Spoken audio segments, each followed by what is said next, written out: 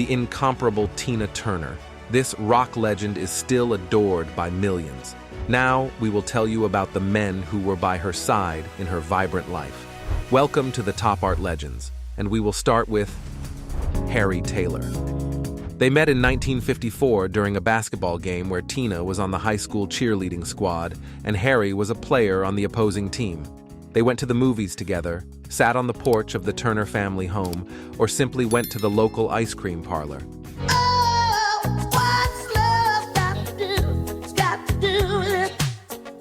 However, her boyfriend turned out to be a stereotypical playboy.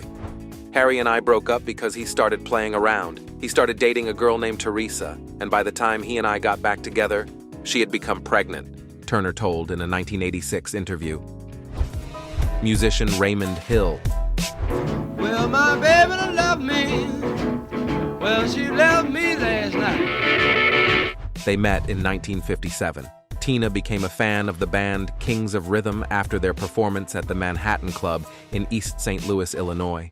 She quickly became friends with the musicians and started dating Raymond, the band's saxophonist, while she was in her senior year of high school. She soon became pregnant. I didn't know about abortion, and I wanted the baby. After my mother found out, I went to stay with Raymond.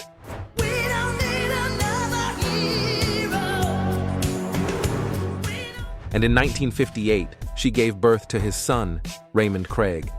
Their relationship ended after Raymond broke his leg and had to return to his hometown before the baby was born. He never came back. Ike Turner. It's gotta be a motor and it's modern design, like convertible top and the girls don't mind. In 1959, she began dating Ike. The following year, their first single as Ike and Tina Turner was released and sold over 1 million copies. He's got me smiling when I should be ashamed. Got me laughing when my heart is in pain. After releasing their debut album in 1961, Ike and Tina married in Mexico and then moved to Los Angeles. Their joint musical career was an incredibly successful endeavor.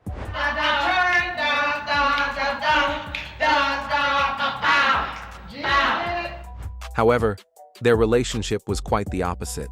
Ike was addicted to drugs, and in July 1976, he and Tina had a bloody fight in a car before a performance in Dallas. Tina fled to her friends and simultaneously filed for divorce. "The divorce, I got nothing. No money, no house," she recalled in 1986. "So I said, I'll just take my name." Because when you were with him, he kept all the money from the act, didn't he? He kept all the money and He kept everything. He always said, when you leave, you will leave like you came. Right? In her memoirs, Tina wrote, "He threw hot coffee in my face, giving me third-degree burns.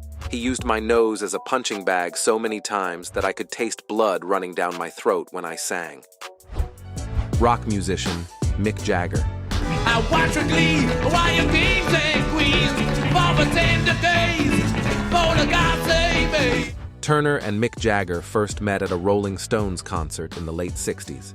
When I first toured with him in 68, 66 was the first time, and then in 68, we were all there in the dressing rooms, and Mick mingles a lot, and he just sort of barged in the dressing room, and we just said, he said, "I like to watch you girls dance," and we said, "That was my first introduction. I didn't know who he was," Turner said. In 1981, there were even rumors of a romance between them during the Rolling Stones tour. However, the rumors remained just that, and Tina and Mick stayed friends. Just a month before her death, Tina confessed that she always had a crush on Jagger. Over the years, Mick denied that he took his moves from Tina and even wrote about it in his 2009 book, according to the Rolling Stones. "She always says I did," he writes, "but she's a woman and the movement involved is totally different."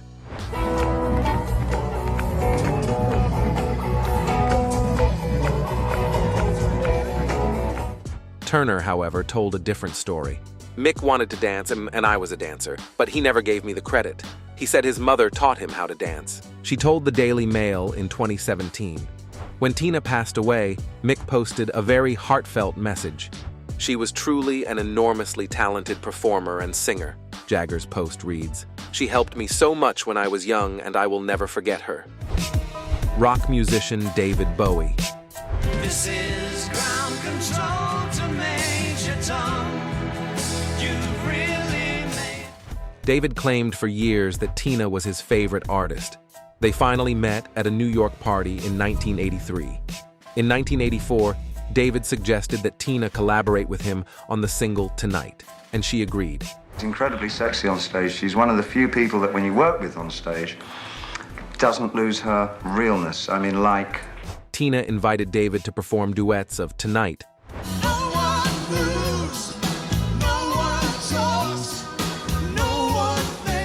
and Let's Dance with her during the British leg of her private dancer tour in 1985.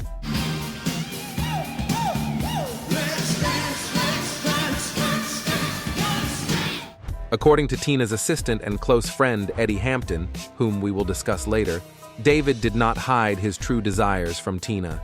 She told me David had already told her many times, "I want you." I arrived to see their sound check on stage and they were teasing each other, he revealed in an interview. Later, they went back to the hotel and had the sushi. The next morning, I went to Tina's room and she was acting really strangely. She said, "Oh my God, David is so naughty." Tina told Eddie, "He went to have a shower, then he walks out, stark naked, wearing one of my spare wigs. He started singing Rolling on the River and was dancing, just like me."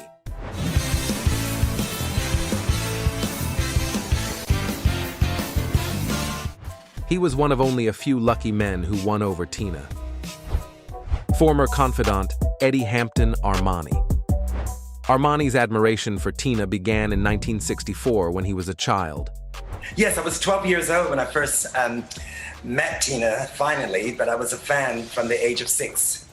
Later, in the 70s, he became her personal assistant and wardrobe manager. Yes, I was the #1 original fanatic fan of Tina Turner's. I was so able to develop a relationship with this incredible, talented woman. I watched the way she walked, the way she talked, the way she sang, the way she held her head. He toured the world with his idol, cooked for her, made wigs, and lived with her for over a year in the 80s in Sherman Oaks. Their connection evolved into a deep friendship. When she laughed, he laughed too. He finished her sentences, and she finished his, he recalls. "When I was told Tina died, I froze and went numb. I did not shed a tear. I haven't let it sink in because I was in denial. I screamed in the most horrendous voice, 'No, no, no, no,'" says Armani, holding back tears. Despite not communicating for almost 30 years, his love for her never stopped. Erwin Bach. Two people living on the edge of life. They first met in 1985 at the airport before a concert in Germany. He was another kind of handsome. He was an unusual-looking man, great eyes. So I got in the car with Erwin, and my heart was ba-bum already. My hands were wet, and I thought, "Oh my God, this is love at first sight," she recounted. Go ahead, share it, Tina. What did you say? So I said to Erwin, "When you get to California, I want you to make love to me." Because I did. But Tina, who says that to somebody? You say it if you feel it. No, you're not going to get it otherwise. Yes. But that's what I wanted. Their relationship began that same year. Although the couple was deeply in love, Tina was hesitant to give marriage a second chance.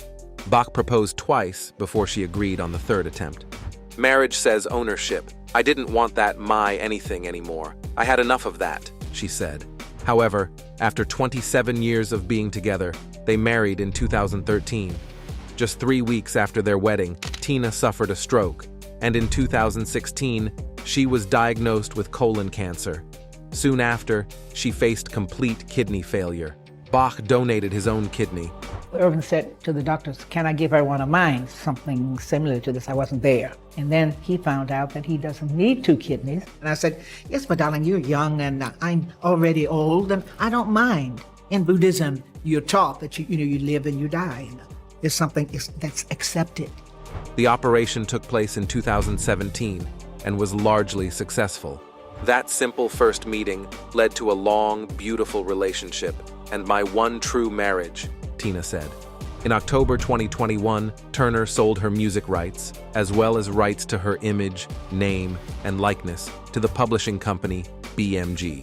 The Queen of Rock and Roll passed away at the age of 83 in 2023 after a prolonged illness at her home in Küsnacht, Switzerland. You're simply the best. Thank you for watching this video. If you enjoyed it, please hit the like button, subscribe to our channel, and hit the bell. See you later on the Top Art Legends.